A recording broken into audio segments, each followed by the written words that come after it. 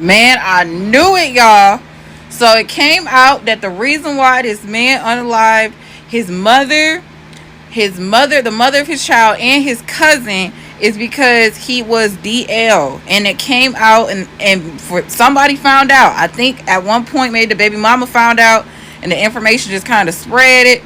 But according to what they're saying, he was actually on his way to unalive someone else. Now, this all happened within the time frame of 9 hours, y'all. He was on his way to unalive another person after he unalived 3 women. He was on his way to unalive someone else when he got into a standoff with law enforcement and ended up being unalived because he was on a rampage. This is sad, y'all. This is sad. Be your true self. Be your true self. Why would you unalive people because you're afraid to be who you are? And when people find out what you're doing, you unalive them. According to what happened, y'all, this man, according to what I looked into, it has been confirmed that this man was DL. It's just so sad. Rest in peace to his mother, his cousin, and the mother of his child who was pregnant. Hey y'all, welcome back to my channel. We are going to be doing part 3 of My Man Was on the DL. I know you guys enjoyed the previous videos of those, and this again is for really safety reasons and awareness. Yes, the stories can be entertaining, but y'all, I need y'all to understand that this is dangerous. That's why I included the first video, and you're also going to see another touching video of a story that a girl had to experience with finding out her baby daddy was down low. This is to bring awareness. Like, sometimes you might look at situations and think it's so obvious, but it's not always so obvious. And sharing these stories, allows people to kind of look at their situations and bring awareness to this situation. And hopefully, it can help people and identify red flags or warning signs. So y'all are going to see some clips, and I'm going to be back towards the end for my commentary. How I found out my boyfriend was on the down low was he tried to take me to a swingers club, and I was like, I'm not going in there. He actually had a membership to this place, and I asked him, have you ever been with men or anything? He said, no, I've only been with couples. But like, have a man ever touched you? Have you ever engaged in any kind of activity with a man? He was like, no, I just been with couples. And so he was kind of vague about it. So I asked him, I said, how would you feel if you ever caught me with another man? What would you do? Do you know what he said?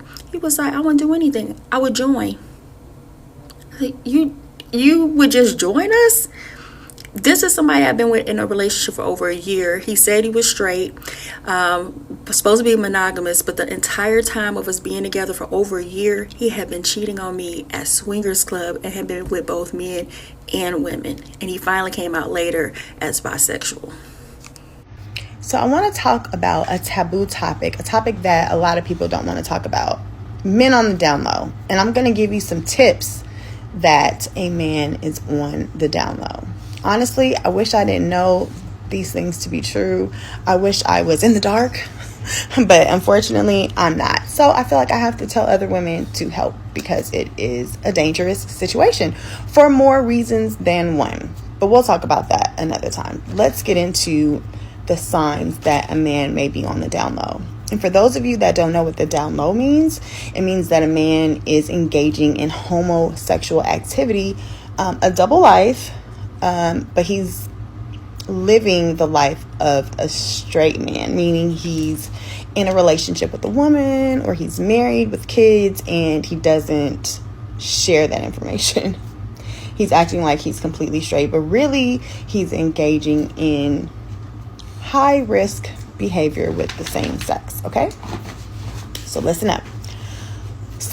One sign, okay, and it's not in a particular order, but if a man is putting too much attention or energy into like your nails and your hair or your like makeup, that is a sign. And I did not know it was a sign. I'll give you an example. If your man is telling you like what color he wants your nails to be, like every time, oh, get this nail color, or I think your nails should be like this nail color, stuff like that, that is a sign. Before, I used to think it was cute. Oh, okay, I'll get that. Just, I don't want to call myself dumb, but I did not know. And I was never a girly girl. So I was like, okay, if you want to help me, like, okay, maybe, you know, there's some stuff that I could use some help with, you know? Yeah. But anyways, him telling you what color your nails should be. Also, the guy, he's the one who told me to darken my eyebrows. I wasn't darkening them until he told me, oh, you should like do this with your eyebrows. He would even go to my hairstylist and tell her like, oh, I want her hair to look like this. Yeah. It's not cute. It's not cute. I mean, I guess it could also be a sign of control, but I also believe that it is a sign that a man is on the down low. And I'm not sure why. I don't know if like they're trying to like live vicariously through you, or if that's what they would do if they were a woman. I'm not sure, but I just know that it's a sign. Another thing too, I've never had like a guy that I know to be heterosexual like tell me like to wear more makeup, or to, you know, it was almost like some men that transitioned into women are like gorgeous, and like their makeup is like perfection, and like their hair is perfection. It was like that's what he wanted me to be. I don't know, this is just what I'm guessing. But okay, let's go to the next one. A man that is a serial cheater, like he's just always getting at women, always flirting with women, always women. I'm pretty sure you know somebody like that, but like, yeah, they just are never satisfied. That's another sign. And I learned that too. There was like a guy that I went to high school with. I'm not even gonna say his name. All the girls liked him, and then one day he just went to prison for killing a male stripper. Just, I mean, how random is that? Okay, I want to tell you guys a story about this down low NIGGA that tried to talk to me many years ago. This was like, about, what is my son? Like over 20 years ago.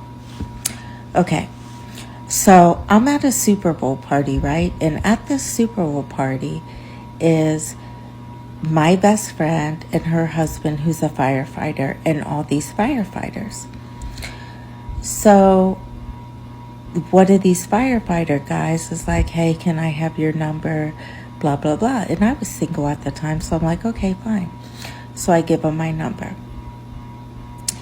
And then he lived in the suburbs of Los Angeles. At that time, I lived in Long Beach, which was, if you don't know the geography, I lived in Long Beach, he lived in Riverside, which is kind of some ways from each other. And Riverside is more like a suburb. Long Beach, everybody knows what Long Beach is. Okay. So he says, so he calls and he's like, hey, are you going to be out here anytime soon? So I also had a sister that lived out his way, like in the Riverside area. So I'm like, hey, I'm going to be there this weekend. And he's like, okay, well, I want to see you. Can we go out? So I'm like, okay, cool. So he comes and picks me up, and he takes me, I don't know where we went, but it was an okay time. It was fine. It was cool. He was nice. He was a gentleman. It was very, innocent or whatever. And then I went home. So the next time, it was his birthday. So I said, hey, if you come out to Long Beach, I'll take you out to dinner for your birthday, my treat. But I wasn't going to drive way out to where he lived, because that's one thing about this area, like driving is a big deal. I didn't even think he would take me up on my offer, to be honest. So he's like, okay, I'll come out there. So he came, he picked me up, we went out to dinner. I treated him for dinner because it was his birthday. And then he takes me back to my house. And when he takes me back to my house, he's like, can I come in and take a tour of your house? And I'm like, what the fuck? Like, a tour of my house? And mind you, I was a college student, and I lived, like, my house was not anything special. It was clean, but it wasn't anything special. So I'm like, okay, if you want a tour of my house, okay. So he comes up, and I'm like showing him my bare bones college house down the street from this traffic circle in Long Beach. And he was like kind of like turning his nose up at my house because it wasn't like nicely decorated and stuff. But I mean, shit, I was a poor college student. So he's like, kind of just acting weird about my house. It was an apartment, by the way. So I'm like, okay. So then he leaves, and I'm thinking to myself, I'm not going to hear from this guy anymore. He thinks I'm like a low life or something. So whatever. So he leaves, and then like the next week he calls and he's like, hey, I want to have a barbecue for you at my house. And I'm like, what the hell do you want to have a barbecue for me for? You act like you can't even barely stand me. And he's like, yeah, I want you to meet everybody that I work with at the fire station, because he was a fire captain. And he was like, I want you to meet like the guys that work for me and stuff like that. And I'm thinking like, what do you want me to do that for? I don't even think you like me. So I'm like, oh, okay, well, I'm going to be out that way anyway, because I was going to my sister's. I'm like, I'm going to be out that way anyway. So on my way back, I'll stop by. So I go to this barbecue, right? And it was like, I was like the main attraction at the barbecue. He's acting real nice to me. All of the people that work for him are like kind of looking at me kind of funny. Like they're acting like we just got engaged or something. So before the barbecue, he's like, oh, this is my roommate. And his roommate was another fire captain, a male fire captain. And he's like, do you want me to take you for a tour of the house? Which I'm not used to guys asking me that. Weird to me. Like, I'm like, okay, yeah. Just like he did at my house. Okay, yeah, you want to take me for a tour of your house? Okay, fine. So he takes me for a tour of the house. And they had like cats. Mind you, his roommate is another fire captain. And they had like 2 cats. Okay, I'm not saying that but I've never known like male roommates to have cats. And then they had like, the house was nicely decorated for guys, not a bachelor pad looking type of situation. And then they had this one room where they had like side-by-side computers. It was like a computer room. Mind you, this was years ago. So like not everybody even had computers. So he's like, yes, this is our computer room. This is my computer. And this is my roommate's computer. And I'm like, what kind of roommates have like a computer room with matching computers? So I'm like, okay, whatever. So then I give people the benefit of the doubt. So then we go back out to the barbecue. It's in the backyard. And he's like introducing me to everybody. And people are kind of giving me looking at me funny, like smiling, like, so then, we have the barbecue. And he's being so nice to me at the barbecue. And then all of his guests leave. And it was me and him and his roommate, and his male roommate also had like a date. And I'm telling you, as soon as they left, like I was like in the house with him and like trying to talk to him. He's like, oh, I'm kind of tired. Okay, bye. And I'm like, what the hell? I ain't never been kicked out of the house by no man like this. So he's like, yeah, I'm tired. Okay, bye. Thanks for coming. And I'm like, what the hell? So I'm like, okay. So I just leave. And I'm thinking, this guy might be gay or something, because I ain't never been treated like this by no man. And then, I don't talk to him for a few days, right? And then he calls me 4 days later, and he's like, hi, how's everything? I'm like, oh, cool. And then he's like, hey, we're having a black firefighters parade. I just wanted to know if you would wanted to go. So at that point, I'm like, okay, this man's using me as a front. So I was like, look, I have no problem going to you on the float at the Black Firefighters Parade, but you just need to let me know what's going on.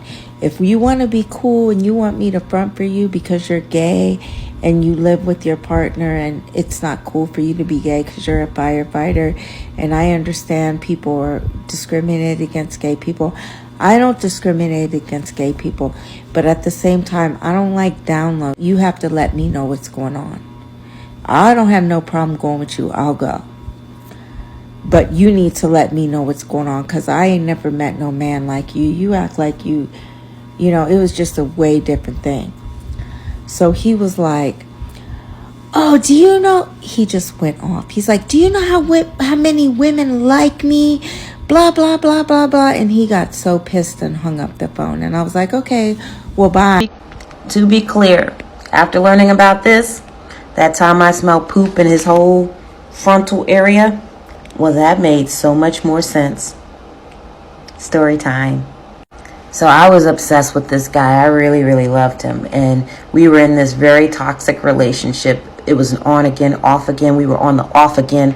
And I went through emails and I saw that he actually had confirmation for this comedy show. So, of course, I make it a point to be at this comedy show.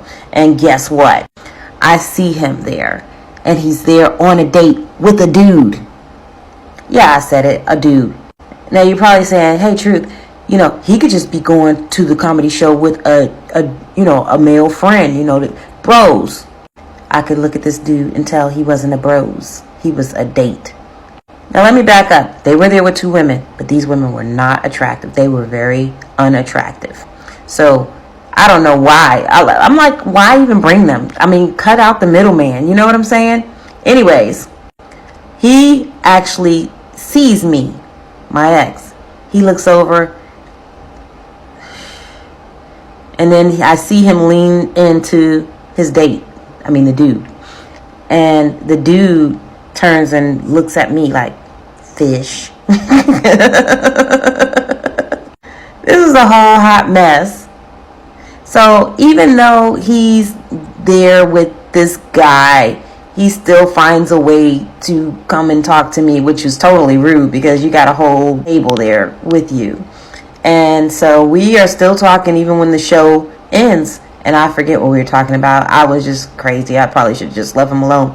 But the whole group of people, they come out of the comedy show. They look at him. They roll their eyes. And then they walk out.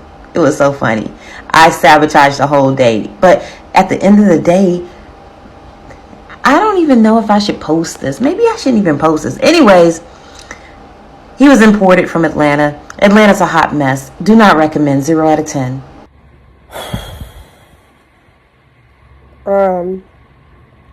I want to make this video because I really want to help anybody out there that's like struggling with what I've been through.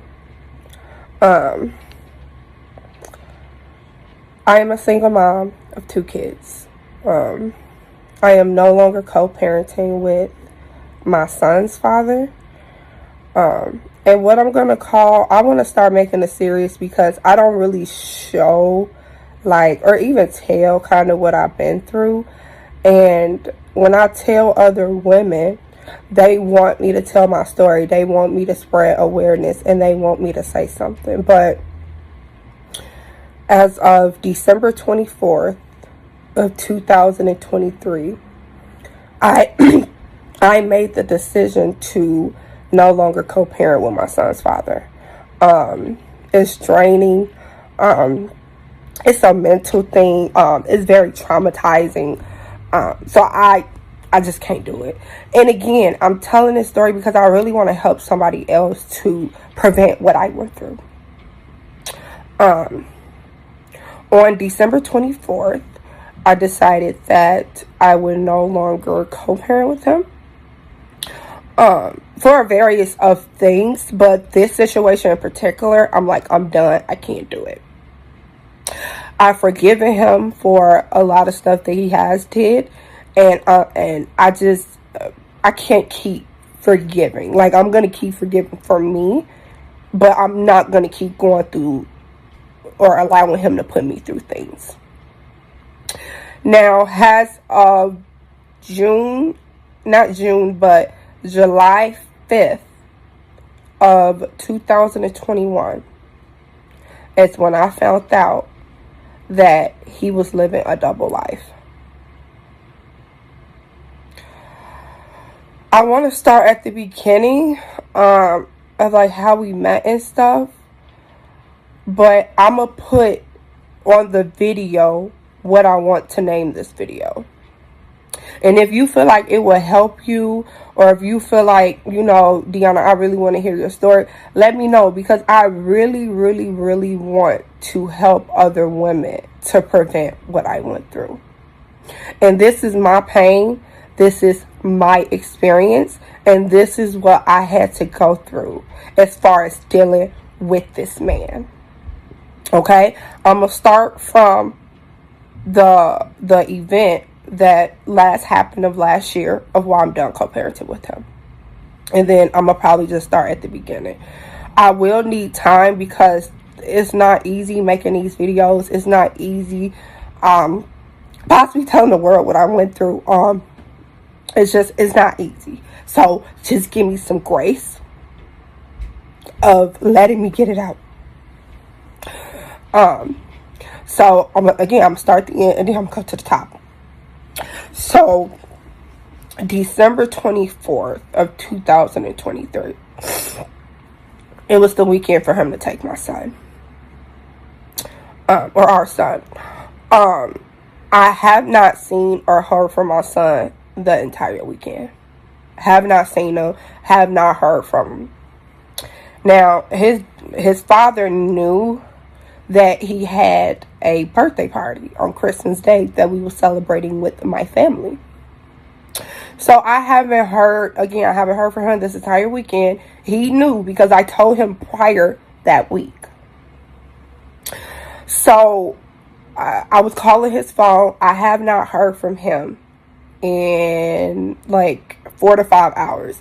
The last thing he texted was at like 12:50, saying that, you know, he was going to take my son out to eat and he was going to go to his mom to, you know, open birthday presents and stuff.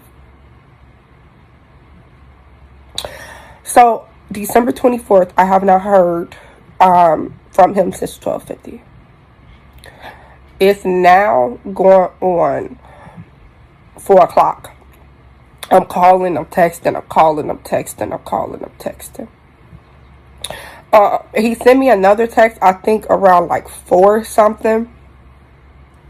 And I haven't heard from him since then. And I know he was supposed to drop my son off.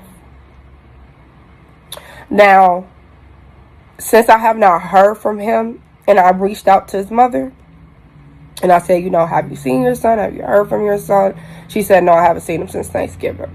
So that went off. Like, what do you mean you haven't seen him? Like, you know, he was saying he was taking my son over your house. So I goes into panic mode. I'm calling him. No answer. So then I proceed to call his partner. No answer. So I waited about 4 or 5 hours, you know, see if he'll respond, see if he'll text back. None. Now at this point, I'm upset, I'm anxious, I'm worried. So I go to his house.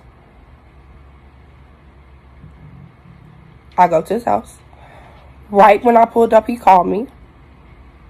At this point, it's like 4 or 5 hours. He says, oh, I've been looking for my phone. Impossible. For 4 to 5 hours, you've been looking for your phone? For 4 to 5 hours, you have been looking for your phone. Impossible. So I just say, hey, can you just bring my son outside?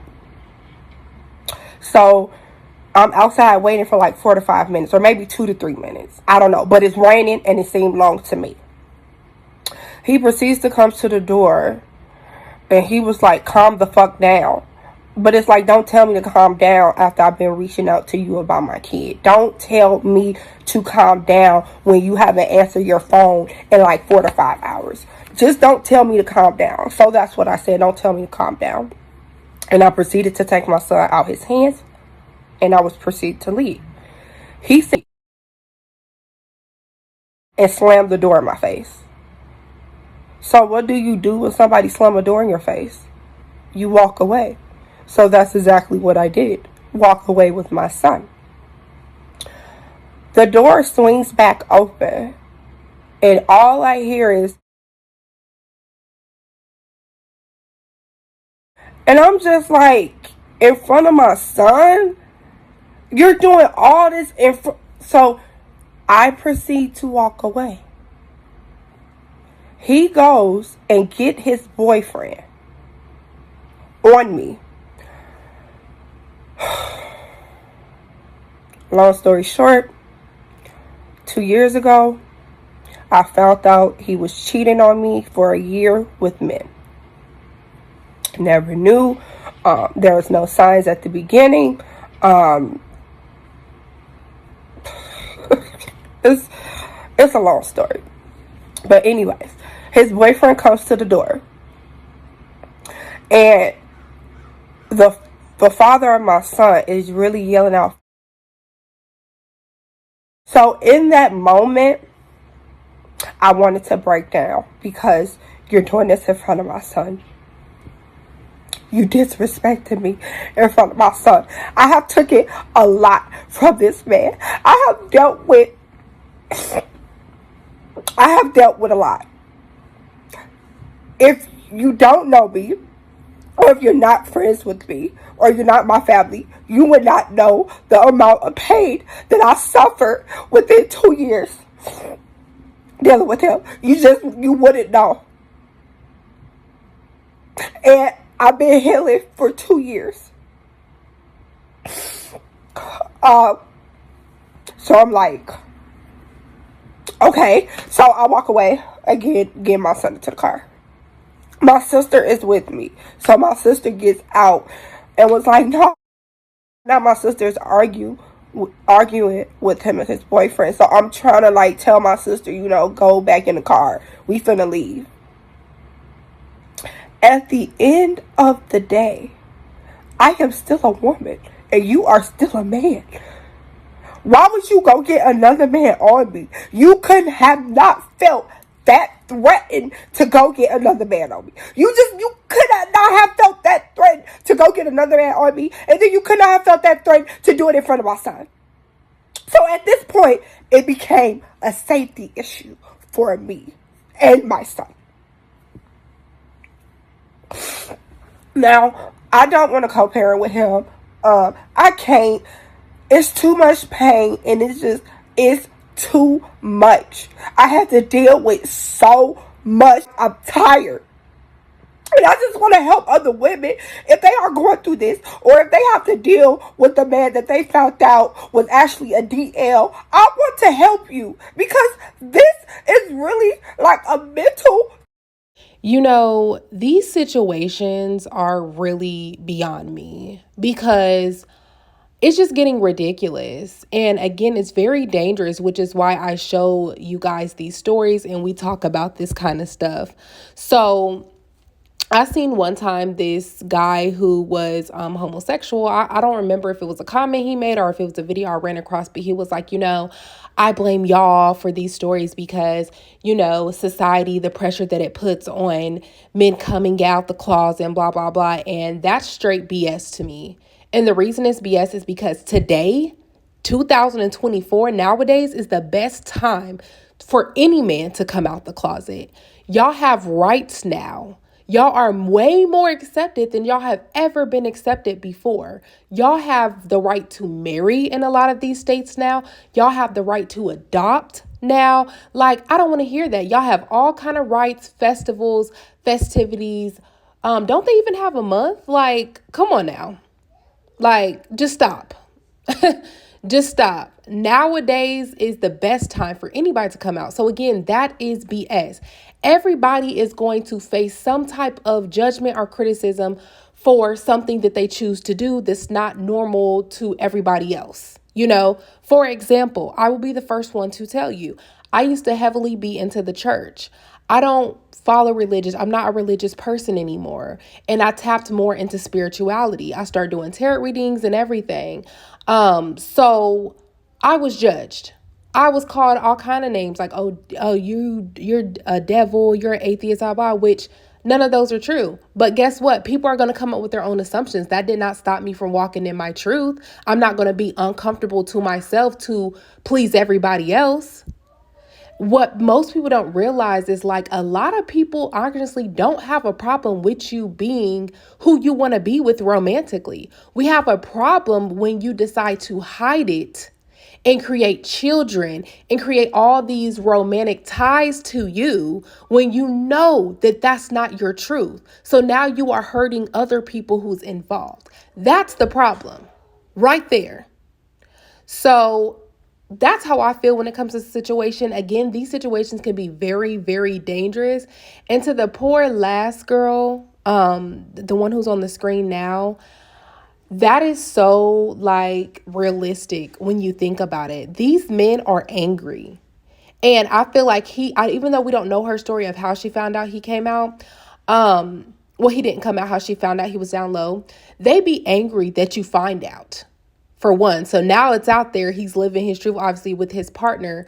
But baby, if you really think that partner is not going to face what you faced or worse, you're sadly mistaken. I've told y'all before, when it comes to domestic violence, people are going to be that way regardless. It doesn't even if they get help or whatever, there's only a small percentage of men coming out a better person even after they go through the batterers program. They have to real deal first identify and see that it is a problem. I personally feel like they need more of spiritual trauma help than anything. They got to go back to their roots, go back to the shadow work of why are you angry like this? Oh, it started when you was a child, when you saw your parents, one of them beat on each other, whatever. They have to do that kind of work, I feel like, to even address the situation. And a lot of them don't do that because they don't see it as a problem. They hide behind like substances like alcohol or drugs to do what they want to do, that because it makes them feel better. You know what I mean? So y'all already know, if you've seen my content, I have my divorce story and what I went through when it came to domestic violence.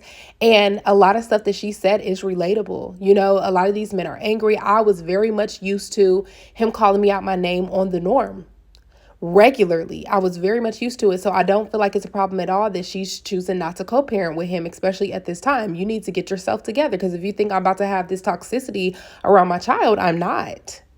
So that's how I feel when it comes to the situation. Let me know what y'all think. I really hope that you guys enjoyed the commentary and could learn from it. Let me know your stories below if you've ever dealt with a man who is down low or that you think is down low. I will see you guys in the next video.